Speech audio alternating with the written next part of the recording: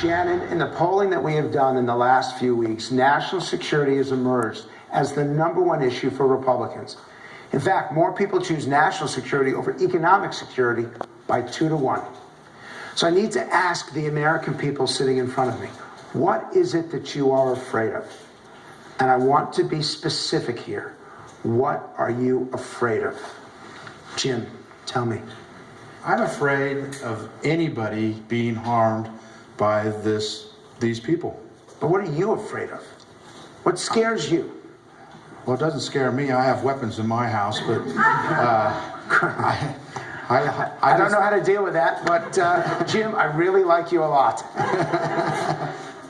Charlie, what scares you? Definitely the safety of my family and of the city that I love, that I live in. I really fear for my family and other terrorist attacks happening. How many of you, by show of hands, believe that you could be the victim of a terrorist attack? Seriously, that many of you? What scares you the most? Being in the public sector, I deal with people in their time of needs and time of trauma. My concern is that we run into a building and somebody comes out and attacks us. What's your greatest concern? 10 years ago, the fear was going down in an airplane, but now you go out in a public setting, you could be gunned down by one of the sleeper cells that are in this country, so it's different now. You're 23 years old, correct? Yes. Please tell me that nothing scares you. It does, to be honest. I know it's embarrassing, but like if they go to a health institute like they did in California, what's to stop them to come to my workplace or to a gas station or to a nursing home? Nothing is going to stop these people. What scares me is that politicians, Republicans and Democrats, haven't learned the lessons of the last 15, 20, 30 years, which is that we can't fix the Middle East.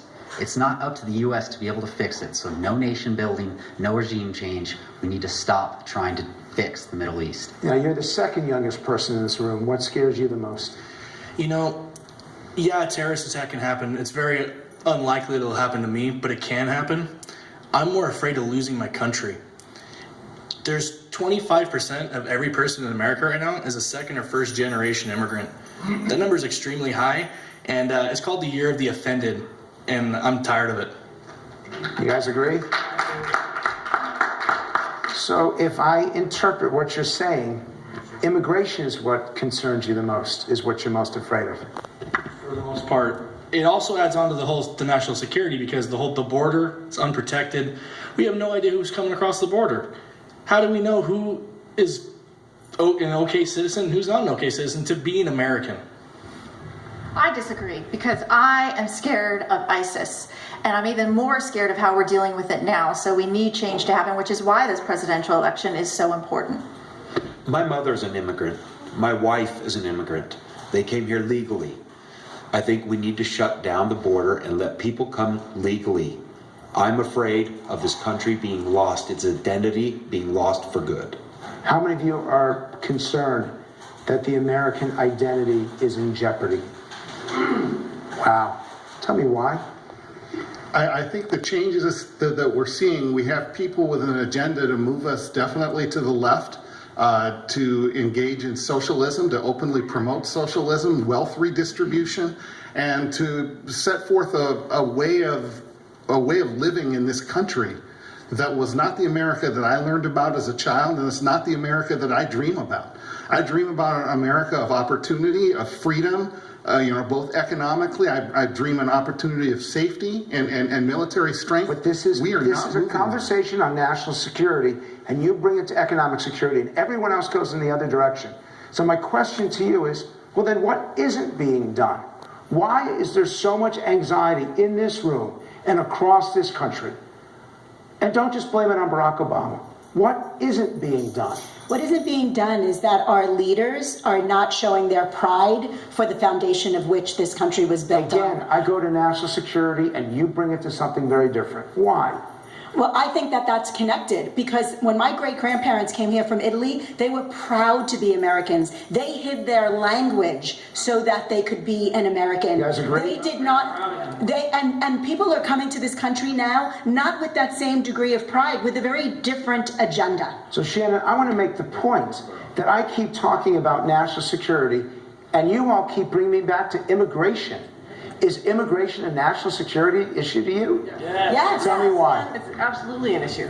Because when people are coming across the borders and we can't vet who they are, and they don't want to come here to become Americans, they want to come here to be a separate degree of their own country here in America, it defeats the whole point, and it can be dangerous. Go ahead.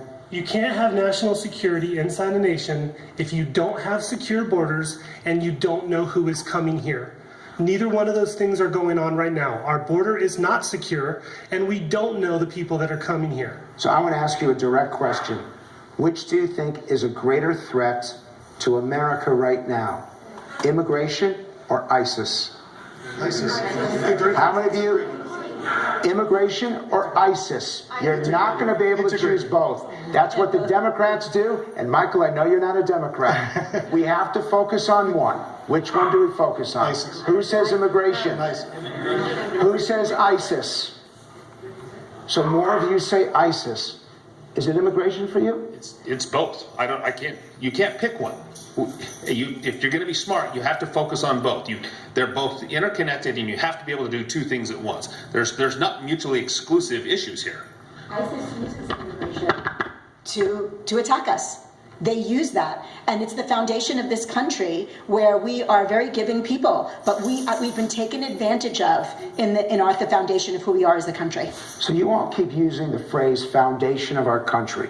I've heard it now 3 or 4 times from you. What specifically is in jeopardy? Correctness that's going on, that is, and everybody getting offended about everything. I mean, people are looking for ulterior motives in everything you say. This is ridiculous. So now you're telling me that the solution to all of this is just to address political correctness. But that's part of it to start, yes. Eric. Take care of the immigration problem, you take care of the ISIS problem. There's a reason that for 60 years we did not allow immigration in this country. It was called assimilation. Until you get people to assimilate to our culture, they don't have to lose their cultures, but when they come here, they need to learn to speak English. They need to learn our cultures, learn our way, learn our history, You guys agree? and learn why our country is great. Absolutely not. No. Let's talk illegal immigration versus immigration. And those of you that want to make it all immigration, take a visit to Ellis Island and take a look at some of the posters that we'll put up about the Jews from Eastern Europe, about the Italians, and about every immigrant that came through that looked like rats and filthy clothes and were diseased. Let's not go there, people. I think we should be talking about illegal immigration if we're talking about that. My great-grandparents were immigrants from Italy, and all of our grandparents were immigrants in some form. How can we do that? I know you just said foundation of our country, but the foundation of our country is that we all were immigrants. So let me ask you, I want to ask you as a way to move on to our next topic, because there's so much to cover. How many of you actually lose sleep because you're afraid for the national security of this country?